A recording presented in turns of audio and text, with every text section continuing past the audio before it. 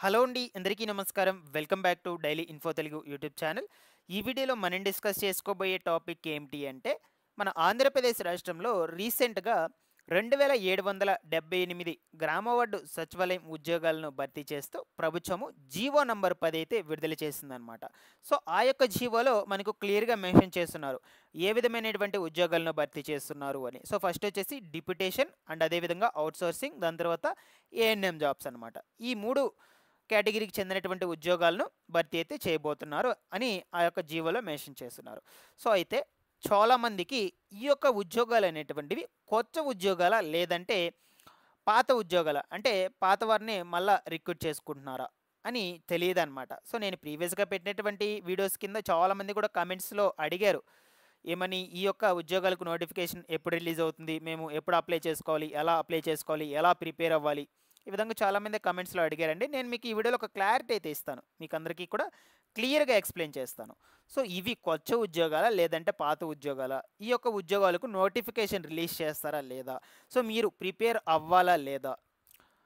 నేను ఒక క్లారిటీ అయితే ఇస్తాను. మీరందరూ కూడా తప్పకుండా వీడియోని అయితే ఎండ్ వరకు చూడండి. ఇన్ కేస్ మీకేమైనా డౌట్స్ ఉన్నా సరే కామెంట్ సెక్షన్‌లో అడగండి. కామెంట్ సెక్షన్‌లో అడిగేటప్పుడు పక్కనే హైప్ అనే బటన్ ఉంటుంది. హైప్ మీద క్లిక్ చేసి వీడియోకి హైప్ కూడా ఇవ్వండి.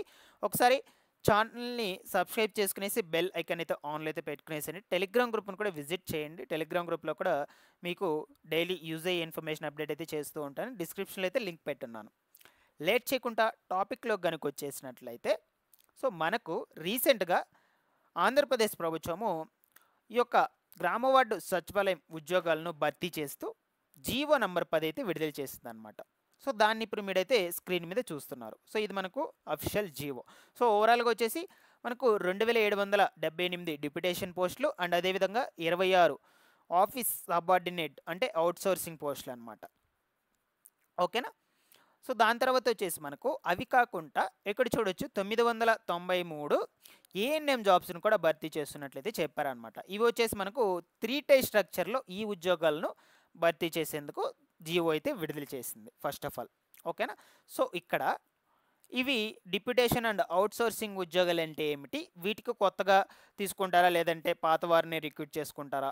దాని తర్వాత ఏఎన్ఎం జాబ్స్‌కి సంబంధించి కొత్త వారిని తీసుకుంటున్నారా? లేదంటే పాత వారిని రిక్రూట్ చేసుకుంటున్నారా? అని మనకు ఈ జీవోలో అయితే క్లియర్‌గా మెన్షన్ చేసున్నారు.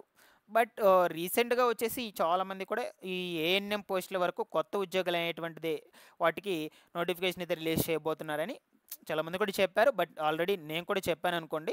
సో, ఈ యొక్క జీవోలో మనకు క్లియర్‌గా అయితే వాళ్ళు మెన్షన్ చేసి చెప్పున్నారు. ఇప్పుడు నేను మీకు ఒక క్లారిటీ అయితే ఇస్తాను. ఇవి కొత్త ఉద్యోగాలా? పాత ఉద్యోగాలా? మీరు ప్రిపేర్ అవ్వాలా? లేదా? సో, దాని తర్వాత మీకు టైం వేస్ట్ కదా! అందుకొరకు మీకు ఒక క్లారిటీ అయితే ఇస్తానండి. సో, ఇవి వచ్చేసి మనకు 3 టైర్ అంటే 3 అంచెల విధానంలో ఉద్యోగాలనైతే భర్తీ చేయబోతున్నారనమాట. సో, ఇందుకు గాను సమాచారం నేను మీకు ఈ విధంగా క్లియర్‌గా అర్థమయ్యే విధంగా అయితే తీసుకొచ్చానండి.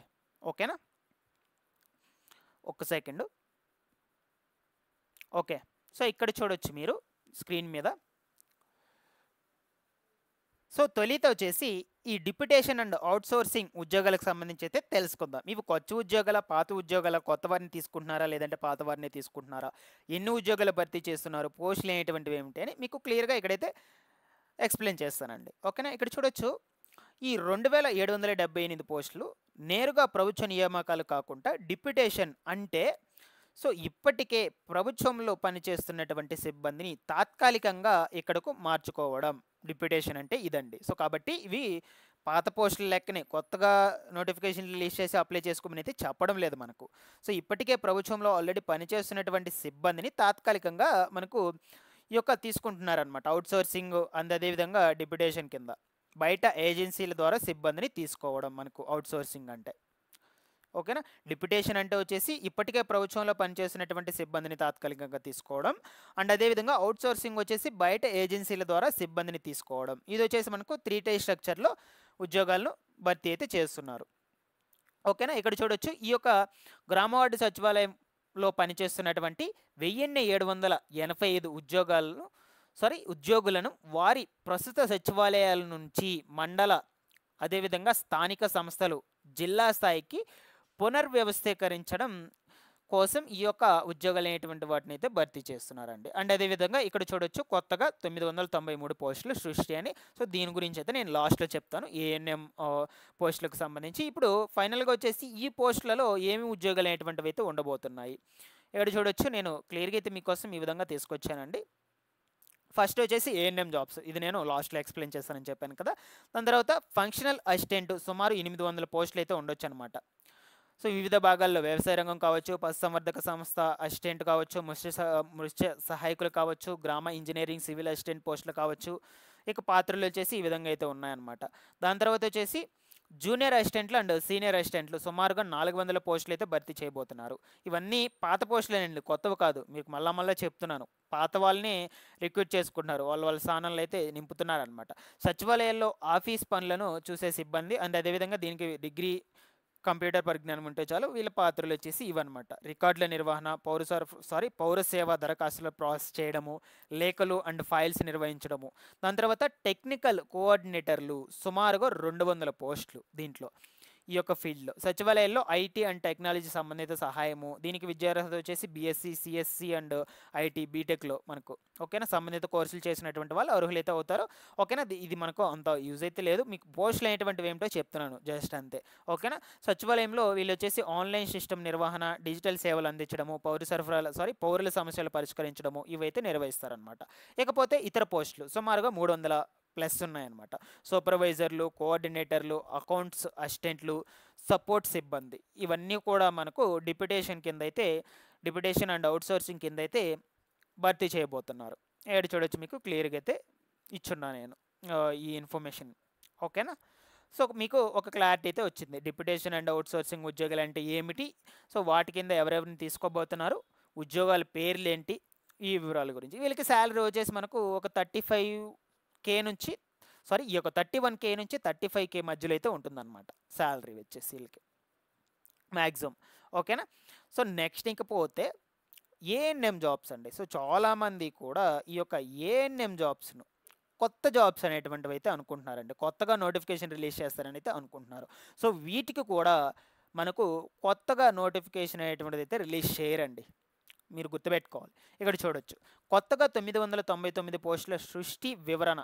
ఓకేనా, ప్రభుత్వం గ్రామ వార్డు సచివాలయాలు త్రీ టైర్ స్ట్రక్చర్లో ఈ యొక్క 998 కొత్త పోస్టులను అయితే మంజూరు చేస్తుంది. పాత పోస్టులు అనేటువంటివి అయితే కాదు, చెప్తాను మీకు ఇప్పుడు దాని గురించి. సో అయితే ఈ యొక్క కొత్త పోస్టులను సృష్టించడానికి ప్రత్యేక కొత్త సిబ్బందిని పెంచలేదు, అంటే కొత్తగా తీసుకొని అయితే సిబ్బందిని నియమించడం లేదనమాట. దానికి బదులుగా ఇప్పటికే ఉన్నటువంటి 993 ANM and ward health secretary పోస్టులను రద్దు అంటే సప్రెస్ అంటే ఇక్కడ మనకి ఇచ్చున్నారండి ఈ యొక్క జీవోలో. ఇక్కడ చూడొచ్చు మీరు, ఒక సెకండ్. ఈ యొక్క 993 న్యూ పోస్ట్స్ అండ్ సప్రెసింగ్ పోస్టులు అనేది ఇచ్చున్నారనమాట ఇక్కడ. ఓకేనా, ఈ యొక్క సప్రెసింగ్ పోస్టులు అంటే ఇప్పటికే ఉన్నటువంటి 993 ANM and ward health secretary పోస్టులను రద్దు చేసి వాటి స్థానాల్లో మనకు ఆల్రెడీ ఉన్నటువంటి వాళ్ళనే తీసుకుంటున్నారు. అంటే ఇక్కడ చూడొచ్చు పాత ఏఎన్ఎం హెల్త్ సెక్రటరీ పోస్టులను తొలగించబడి సో వాటి స్థానంలో కొత్తగా మనకు 993 పోస్టులు అనేటువంటి వాటిని అయితే ఏర్పాటు చేస్తున్నారు అనమాట. ఇవి కూడా 3 టైర్ స్ట్రక్చర్లో చేస్తున్నారు. ఓకేనా, సో ఈ యొక్క 993 పోస్టులు అనేటువంటివి సృష్టించబడ్డాటివి. సో ఆల్రెడీ ఉన్నటువంటి వాళ్ళనే రిక్రూట్ చేసుకుంటున్నారు, ఇవి కూడా కొత్తవి అయితే కావు, నోటిఫికేషన్ రిలీజ్ చేయరు. సో మిమ్మల్ని నోటిఫికేషన్కు ఈ యొక్క జాబ్స్ అనేటువంటి వాటికి అప్లై చేసుకోమని చెప్పరు, మీరు ప్రిపేర్ అవ్వాల్సిన అవసరం కూడా లేదు. కానీ అవి కొత్తవిగా అదనంగా రావడం అయితే కాదనమాట, ఇవి ఆల్రెడీ ఉన్నటువంటి వాళ్ళనే తీసుకుంటున్నారు. ఓకేనా, ఇక్కడ మీకు ఒక క్లారిటీ అయితే వచ్చిందని అనుకుంటున్నాను. ఈ యొక్క ANM and ward health secretary jobs కింద ఏమేమి రోల్స్ అనేటువంటివి అయితే ఉంటాయి, వాళ్ళు ఏమేమి పనులు చేయాలి అనే వివరాల గురించి ఇక్కడ చూద్దాము. సో గ్రామ వార్డు సచివాలయం స్థాయిలో ఆరోగ్య సేవలు అందించేందుకు సిబ్బంది అయితే ఉంటుంది. ANM course and nursing counselling registration, విద్యార్హత, పాత్రలు వచ్చేసి గర్భిణీ స్త్రీలు సంరక్షణ, అదేవిధంగా పిల్లల ఆరోగ్య పరీక్షలు, టీకాలు, ఆరోగ్య అవగాహన కార్యక్రమము. సో ఇక్కడికి మీకు ఒక క్లారిటీ అయితే వచ్చింది అనుకుంటున్నాను, ఇవన్నీ కొత్త ఉద్యోగాలు లేదంటే పాత ఉద్యోగాలు అని. ఓకేనా, సో ఇందులో మీకు ఏమైనా డౌట్స్ ఉన్నా సరే కమెంట్ సెక్షన్లో అడగండి, అంతేకాని నోటిఫికేషన్ ఎప్పుడు రిలీజ్ చేస్తారనే విషయం గురించి అయితే అడగొద్దు, ఎందుకంటే ఇవి కొత్త ఉద్యోగాలు కాదు, పాత ఉద్యోగాలు. పాత వాళ్ళు మళ్ళీ రిక్రూట్ చేసుకుంటూ ఉన్నారు. ఓకేనా, thanks for watching this one.